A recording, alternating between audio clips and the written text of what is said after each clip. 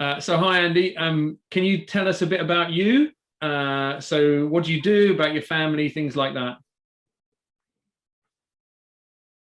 Hi, Stu. Yeah, so I Andrew Monday, been in Bristol since, 1998, in City Church all of that time, married to Amanda, 3 daughters from 11 up to 16.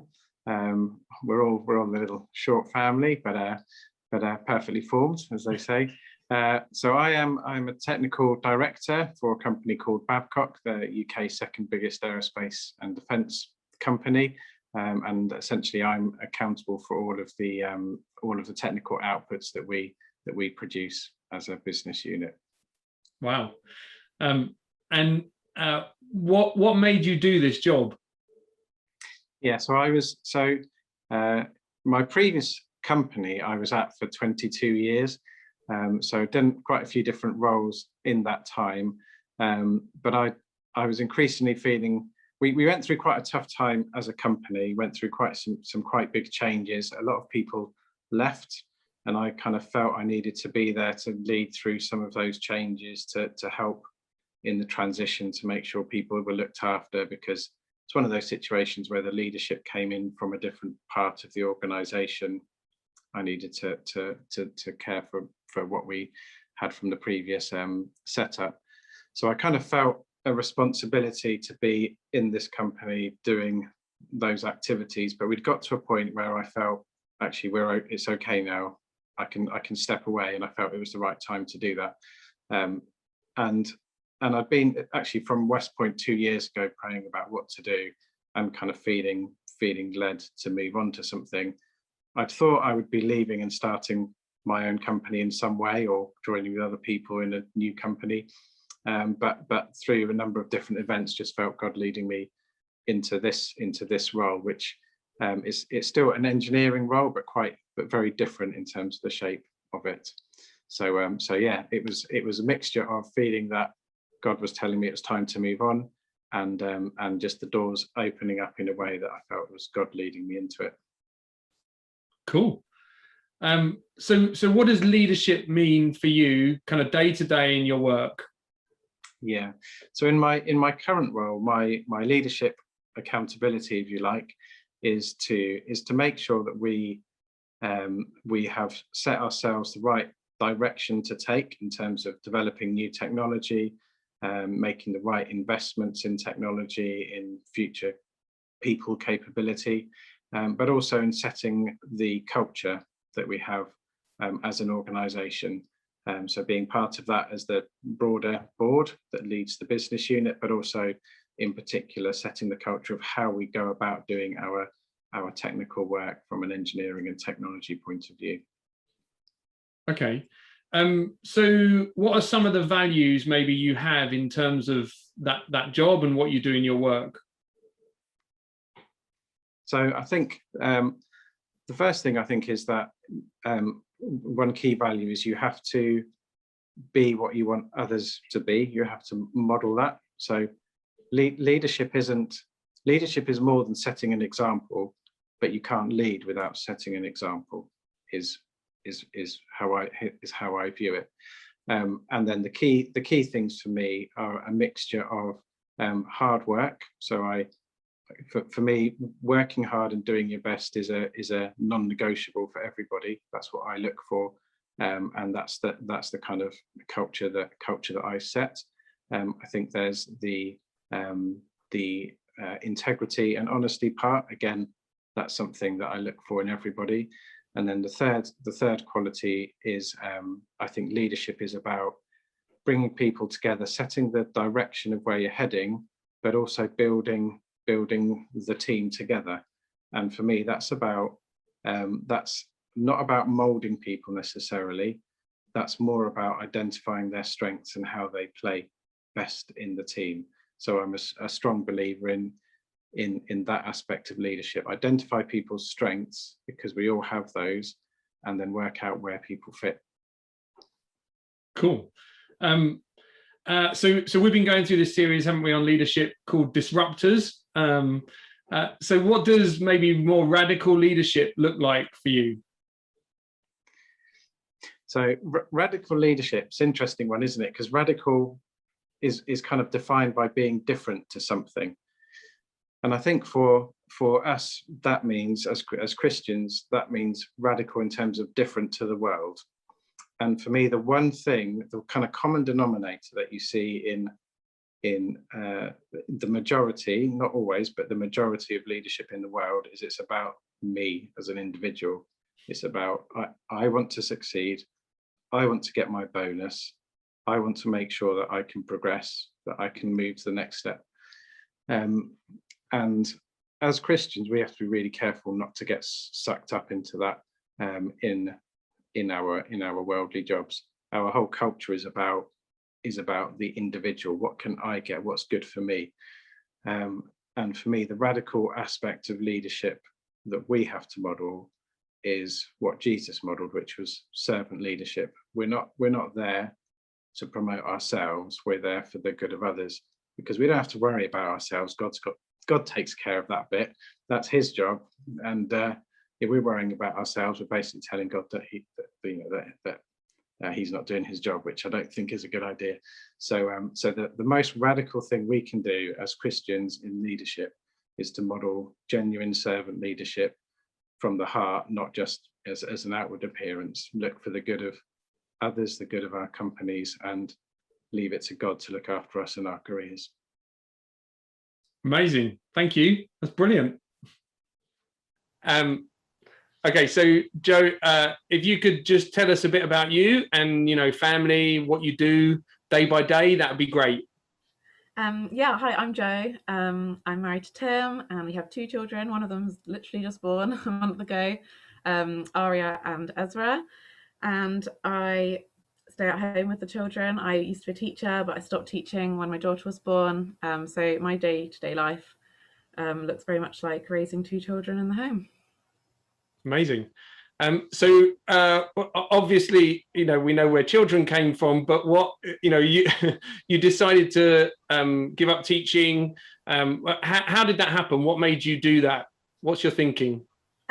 So when I was growing up as a child myself, my mum stayed at home with me, and that was really defining for me. I really valued that. I grew to really value that. And I think, like, deep down, I just always assumed I'd do the same. I think then, like, in my late teens, I started thinking that wasn't going to be possible, financially and just kind of contextually. It seemed like lots of people didn't really do that anymore. So I sort of kind of gave up that dream. But then when I was pregnant with my first child, I was feeling really disheartened about the prospect of kind of going on maternity leave and having to return to work, and just all the implications of that. And I just felt God say to me, like, you need to be honest with me and tell me what you want. And that gave me a real permission to start praying and saying, God, my dream is to stay at home with my children in those, like, formative years. And it was amazing, because the impossible became possible. God really pulled through, and that has become a reality, which is just amazing. Great. Yeah. So we, as part of this, I've talked to lots of people in different places of leadership. What does leadership mean for you in that day to day with your kids at home? I think when I think of leadership in the home, the thing that jumps to mind is the idea of modeling. I really have to model everything that I want to see from my children. And if I think about that, and like even on a faith-based, that just means making sure that I am modeling the behavior I want to see from them, not just kind of behaviorally, but their relationship with God. Like, is that something that I'm making really clear to my children that I've got? Is, worship a feature of my daily life? Do I pray in front of them? I have to think about that quite intentionally, and recognizing that doesn't just happen. It's not something that just happens by accident. It's something I need to be really intentional about. So yeah, for me, it's about modeling and performing the behavior that I want to see from them, making it really obvious, almost accentuating it. Can sometimes feel a bit exaggerated, but I think that's really important. Even having a fallout with my husband and making up really deliberately and really excessively, but because I want to see them do that and learn how to do that. Great. So yeah, teaching through modeling, I think. Brilliant. And what about values? What are some of the values that you have in terms of your day to day and the things that you hold dear? I think a big value I have is recognizing when mistakes have been made and being able to like kind of be quite humble about that and apologize. I think I instinctively like to just justify why I'm right, or kind of work my way out of being wrong of a situation. So I've had to really work on that, because for my children, I really want them to learn how to kind of accept a mistake and move forward. So that's one of my key values, is being able to kind of be humble to my children as well, to say to my, you know, I got that wrong, I'm really sorry. To be able to say that to my husband. So yeah, that sort of value of being humble and recognizing that we're not perfect and that we're all on that journey together. And also just having that got the gospel underpin everything. For me and Tim, we made it really clear when our first daughter was born that we want a family where they know that we're not enough for them on our own. It's got to be about God. It's got to be, they've got to look to him and have that relationship with him. That's what we desperately want for them. I don't want our children to ever grow up just thinking that Tim and I are enough for them on our own. It's got to be, you know, we're under Jesus's leadership too. We're not just kind of the top of this family and that's that. Like, we're submitting to him. And I want our children to like learn from us in that. Brilliant. Thank you. So we've been going through this series about leadership called Disruptors. And I'd love to know, like, from your perspective, what does radical leadership look like for you? I like to do research, and I think there are moments where in parenting things go really wrong, and at that moment I have to make a choice, like, do I just kind of wing it next time again, or do I sit down and really intentionally think, okay, that went really wrong, why, and what can I do differently, and where do I look to find the answer to that question? Is it just a Google? Is it just kind of talking about it with my friends and seeing what's going on? Is it through prayer? Is it through conversations with kind of mentors or people who've parented in this stage of life before me? So kind of really thinking about those daily interactions, not just thinking, oh, it'll be better tomorrow, hope for the best, but like taking time to actually think, what can I do differently, and where am I looking to get that information? Is it just kind of a Facebook mummies page, or is it something a bit more kind of solid and concrete?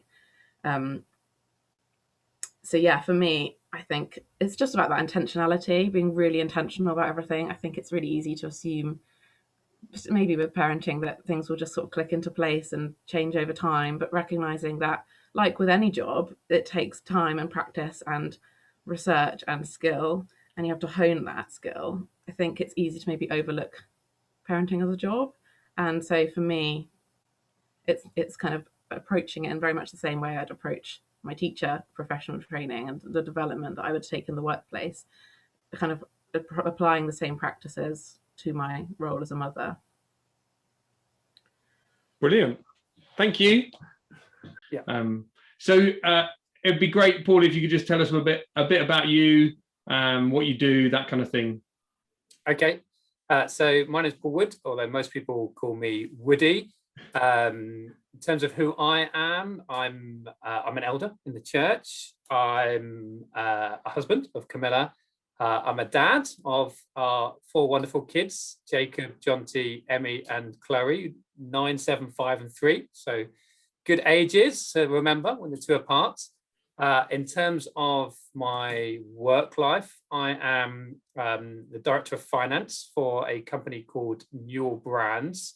The brands that you might know that we look after, which I manage, are Yankee Candle, was probably the biggest one. So I'm the FD of the region, so looking after mostly our European business. It's a pretty big business, so turnover is probably around about 250 million pounds, that kind of size business. It's just under around about 1,000 employees in Europe, spread across UK, predominantly Bristol, and then we have a base in Italy and a base in the Czech Republic where we do kind of manufacturing, etc. So it gives you a flavour of me and what I do. Great. And how did you get into doing this job? You know, finance director, where did that come from? Did you think you wanted to do that? How did you get there? So I guess finance, something I wanted to do from pretty young. You know, most people dream of being a policeman or an air pilot, but I kind of wanted to be an accountant, which is a bit strange. Well, my mum was actually was an accountant, so it probably came from there, and it felt kind of like the safe job to do. You can earn a good income, and you know, do the things that people do. And so I kind of followed that, went into university, did a kind of maths and accounting degree, and then came out of university, moved to Bristol, and after a year of actually working for the church, went into a business where they trained me in the business to become an accountant and to get into finance. Worked in a few businesses over the years. Matthew Clark, I started at down in Whitchurch. Spent a number of years with derivations of Orange and EE and BT up in Bradley Stoke, and now, as I say, I'm with Newell Brands. And through that time, my career's kind of developed over time. Worked hard, been in the right place in the right times, at times, and just been able to progress through kind of junior ranks, through kind of managerial ranks, and then up to being a director. And in terms of where I am now, in some ways it was just a good moment to be in the business. I came in actually on a contract at Newell, kind of as a head of department. Things changed with it, and I guess amazing story that actually things just opened up for me to then join the leadership team to be the kind of finance director of the business, where I am now. So, Woody, what does leadership mean to you in your day-to-day work? I think for me, leadership is probably about two things. I think it's about people. You're leading predominantly. You can lead many things, but ultimately, I think we're leading people. And then leadership is about an outcome, that you are taking people on a journey to get to an outcome. I think beyond that, it's how you get those people there. It's how they contribute to that journey. Why do they want to be on the journey to get to that outcome? You know, some forms of leadership, I guess, it's just almost cajoling just to get people there. But I think leadership is about helping people to want to get there and showing them how they contribute to that journey. I don't think it really matters in an organization whether you're the accountant, you're the marketeer, you're the person in customer care, you're the person who's picking boxes in the warehouse. You want everybody to be on the journey. If people know where they're going and they know how they contribute, you've got an organization that's really firing. And I think that's part of what leadership is, and a leader's job, to just draw that whole organization. And I genuinely think with that mix, you get amazing success. Yeah. So what are some of the values that you have in terms of your work, and maybe how you lead and the values that you stick to? Okay, so I guess my key value in terms of leadership is empowering people, and what that means is just giving people the freedom to deliver, which I think gives people a whole lot of satisfaction in terms of job satisfaction when they get to over deliver, they get to own their task. I think empowering people also needs to come with equipping people. Because if you give people something to do and you're stretching them and saying, go and do that, but you don't come alongside, you don't mentor and develop people and give them the training or the kind of equipping that goes with it, then there's an opportunity they might sink. So those two must come together. But I think in terms of that mentoring and equipping comes sometimes those difficult conversations that might be challenging people as well as encouraging people, because effectively you're developing people and equipping them to go on and deliver something, and potentially shaping them to lead something in the future as well. I think the other key value, as I say, as well as empowering, equipping and trusting in terms of leadership, is making it fun. I think people want to enjoy where they work. They want to enjoy what they're delivering. And I think as leaders, you want to kind of help facilitate that. And I think a big part of that, in all honesty, is just getting to know people. It's getting to know what's going on in their lives. But I think also just being open about who you are and just creating that culture and dynamic. People want to come into a workplace and enjoy coming in, have fun, but they also want to deliver. They want to get on a journey. And I think we need to facilitate that as well. So there's a couple of my key values. Brilliant. So we've been going through this series on leadership called Disruptors. So in your mind, what does kind of radical leadership or maybe disruptive leadership, what does that look like? Obviously positively, but well, what does that look like to you? So radical leadership, I think what that means for me is, I think I've talked about knowing where you're heading towards, having a vision for where you're going. And I think ultimately it's being focused on that area, being focused on what you're trying to deliver. There are many things in business and in life that will distract us and will trying to take us off, look to the left or look to the right, take us off that path. But I think we need to stay focused, and things that aren't going to be conducive to getting us to that place, you need to stop doing those. And things that you are going to get you there, they're the things you need to invest in. Those are kind of like business decisions at times. Sometimes you just have to stop areas of a business because they're not getting you to that ultimate direction, the strategy you set out, the vision you have. And then sometimes you're taking investment from here and investing in something else. That could be money, that could be time. And I think, to be honest, when we're kind of thinking about our Christian lives and what God might have spoken to us, has spoken into our lives as well, we need to have almost the same mentality.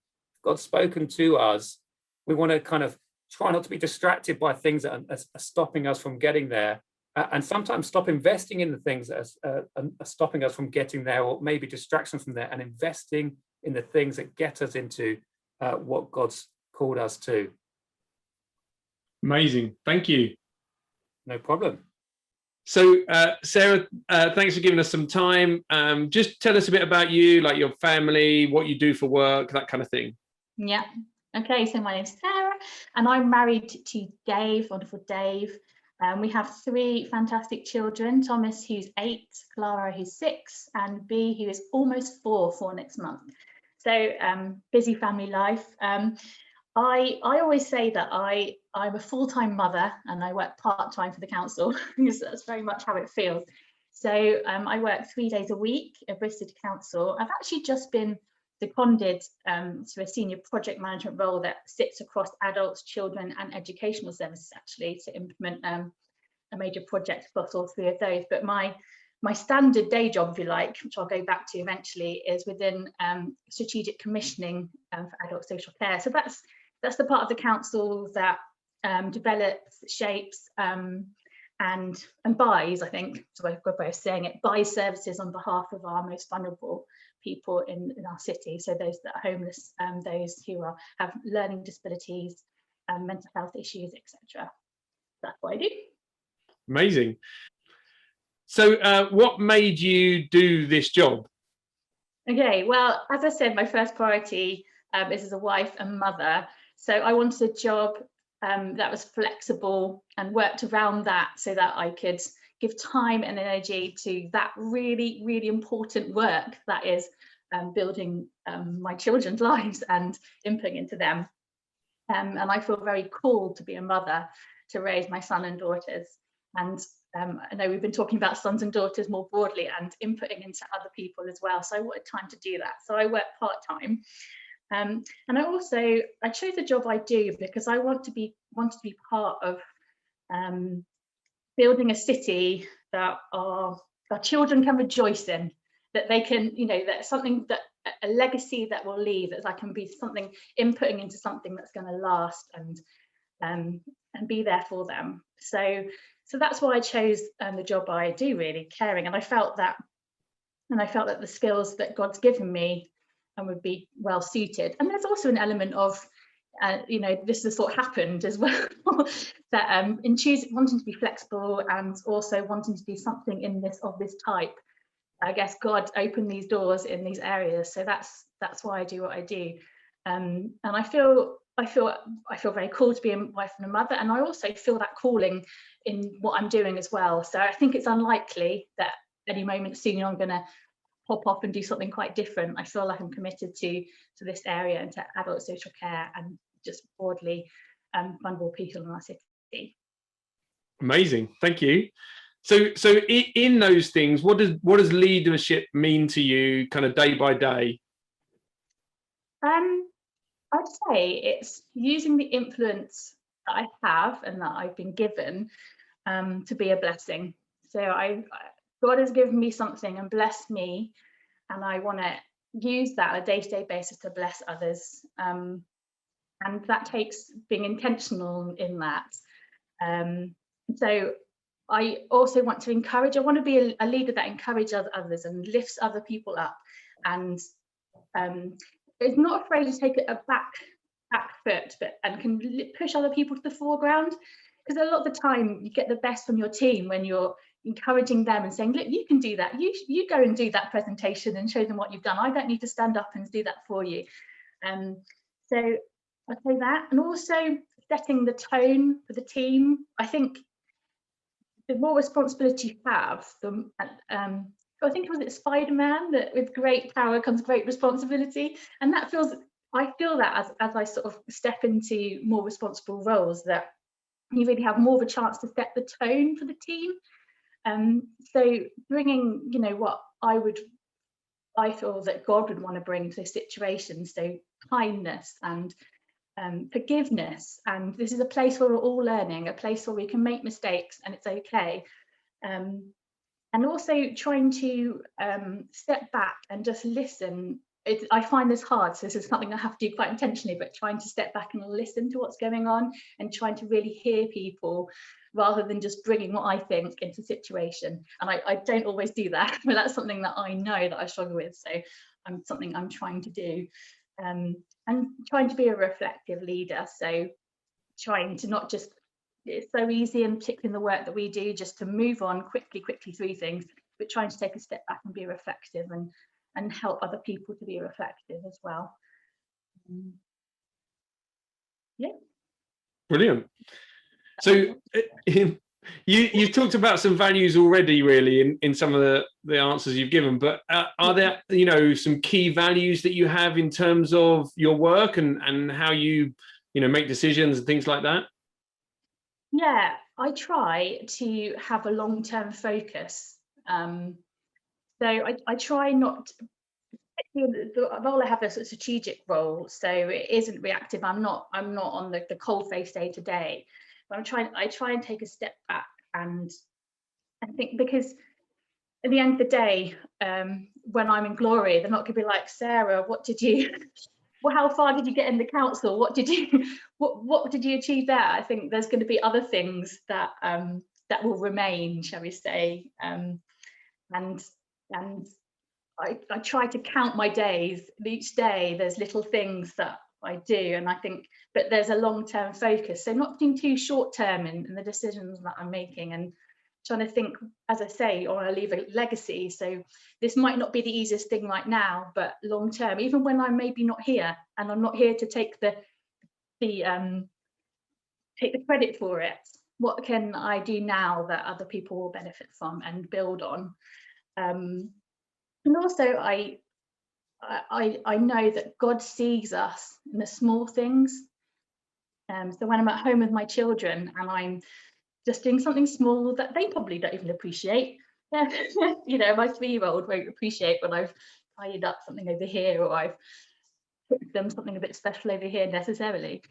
But God sees, and so being faithful in the small things. I remember once at a conference talking to, I think Philippa Stroud was talking, and she was an MP and she'd done all these amazing things, but she was talking about how being faithful in the little things. And so I try and remember that when there's things that maybe people don't see in my work, but I know God sees, and I know that it's little things that bring him glory as well. So not being too caught up with what do people think of me, although I'm not saying I always do this, but there's something that I try and value in what I'm doing. Also try not to segregate my home life from my work life. It's so tempting to put work in a box and say, right, this is my life, this is what I do with my children, this is what I do with church, this is what I'm doing for the kingdom, and then put, like, and that's what I go to work and do there. And I found my I feel like I give, it's an act of worship of work. And I feel like when I don't try and mentally segregate those, but even like bringing my children to work conversations, or, you know, this is what happened at church, or someone was talking at work about leadership and they're talking about servant leadership, and I said, oh, that sounds quite similar to Jesus. and they were taken quite back by that, just trying to sort of like trying to bring it in a bit more naturally, really. And people don't always think much of it, but sometimes people are really interested and we have a really good conversation. So that's what I'm trying to do. And then also just asking for help, because some of the decisions I have to make and with others as well really affect people's lives, and that can feel quite weighty and you can sometimes feel paralyzed by that. But so I frequently know that I need to ask for help, and so stopping sometimes and just praying for help during the workday, just you feel like, even if it's almost like it doesn't even matter what the decision is, of course it does really, but it's almost like it's more about how you make them. And yeah, so I just ask for help. I know that I can't do it alone. Brilliant. That's great. Thank you. So we've been going through this series on leadership as a church that we've called Disruptors. So, can you tell me what maybe radical leadership means to you, or what it looks like to you? Yeah, I think being able to say sorry and to admit mistakes is really radical. It's something that we talk about with the children, frequently saying, let's say sorry, let's say I forgive you. It's something we every day. And yet in work, I find that really is quite radical for people. It's more about let's hide our mistakes, let's cover it up, let's just put in, even if we kind of know you're kind of admitting it, we're not going to go there, we're just going to brush over it. But actually in modeling, I'm sorry that happened, I'm sorry I did that, and I'm sorry for this, really naming it. And when the people ever do say sorry, forgiving them and being really clear with that, it really transforms situations, because it is so radical at work. It's something, as I say, it just comes so naturally because that's something we're doing with the children, but then at work it's like, whoa, this really is different. So I would say bring that God's taught us to do as Christians, that we are forgiven. I'm not better than you. I'm not. We don't have all the answers actually. And as a team, we're going to learn from each other. We're going to have a safe space where we're going to innovate. And if things go wrong, that's okay. That's okay. And I find that's quite radical for people. But again, setting the tone and saying that's how we're going to do it, and being consistent with that, starting to see results. And I hope and pray that people that I work with, start to see the benefit of that, and maybe even lift their eyes to God and say, I need forgiveness from the one who I really do need forgiveness from. So I think that's quite radical. Amazing. Thank you, Sarah. That's really, really helpful. So, Stu, thanks for doing this and giving us some time. Can you just tell me a bit about you and kind of, name, family situation, and what you do for a job? Of course. So I'm Stuart Woodburn. I am 39 years old, married with 2 kids, and my job currently is a head teacher, but also a foster carer. And an important piece of information really is I'm an avid Liverpool supporter as well, which is key in everything we do. Okay. So the 2 things you said there, so foster carer and head teacher. How did you get into both of those? What made you kind of end up with these jobs? The short answer of that is basically God. And the slightly long answer is when I was younger, I actually wanted to be a marine biologist. I was, I'll be quite honest, a bit of a selfish teen lad, and went on missionary work to Zambia, spent 2 years over in Africa, and I basically, was a selfish lad, and I hated kids at that point, just so you know, and it was all about, I'll do this missionary work, I'll go back to uni, and I'd be a marine biologist. But God obviously had other plans, and I had quite a few prophecies and visions that God gave me as well about working with children, and it was a case of I'll put those on the shelf because really don't want to work with children. That's not where my life was going to go. But God had other ideas, and I was in Durban in South Africa and was going into the aquarium and touched the turnstile, and as soon as I walked through that turnstile, God spoke to me. It was really weird. He's like, "You're going to be a teacher," and it was like, really?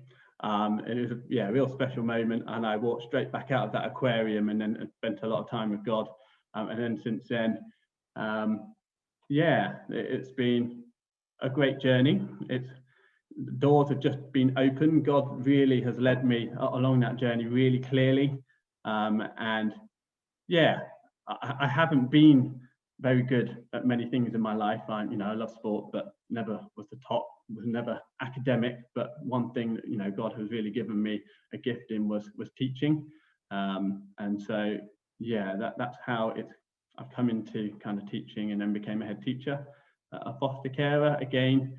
That was down to the big man upstairs, very clearly speaking to my wife and I, and gave some really clear signs that we should go into fostering. And again, since then, the doors have just been opened, and we've fostered, I think, 5 children now in about 3 years.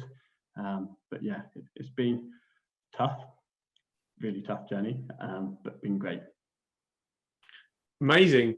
So we're obviously talking a bit about leadership. So what does leadership mean for you in your day-to-day work? So a big part of that is kind of the keyword responsibility. When I first became a head, kind of that transition period, the previous head would give me a whole load of files on the computer and say, "Oh, you need to go here, this is the meetings you need to go to, these are the paperwork, you need to do." But there was a hidden file as such that when I opened, there's this massive weight that just went on my shoulders, that I was now responsible for 380 plus children and 50 plus staff. And I had to make sure that these children were getting the best education, that the staff were developing and moving forward. And I remember not sleeping for the first few months of taking that job on, because nothing prepares you for that responsibility of having to support and and work through and move forward with that many people. So that responsibility is a key part, but obviously, and it was great about the preach this morning, about the first part of that was about moving forward as a church, and that's what you should be doing in the school as well, how you're moving that school forward to be the better place, and obviously keeping the children at heart all the time. So that's a key part of it. It's kind of that strategic oversight of the school and moving that forward and making sure that everyone is moving forward and being looked after and supported. Amazing. And what about some of the values maybe that you have in terms of your work?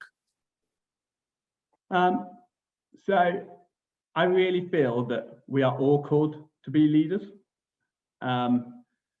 leaders of ourselves, and that's really important. If we can lead ourselves well, you talk about the parable of the 3 servants there, if you lead yourself well, God will give you more responsibility.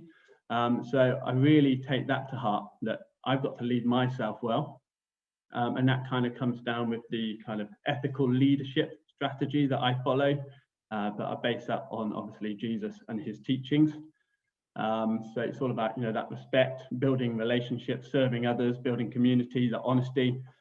So that's kind of my main values, and building those key relationships is so important. God is all about relationships, and Jesus met people where they were, and then kind of challenged them from a place of love, and that's kind of what I base my values on, that I meet people where they are. I make it my aim to get to know everyone, all my pupils, which is tough because there's a lot of them, but all my staff as well, from my leadership to the cleaners.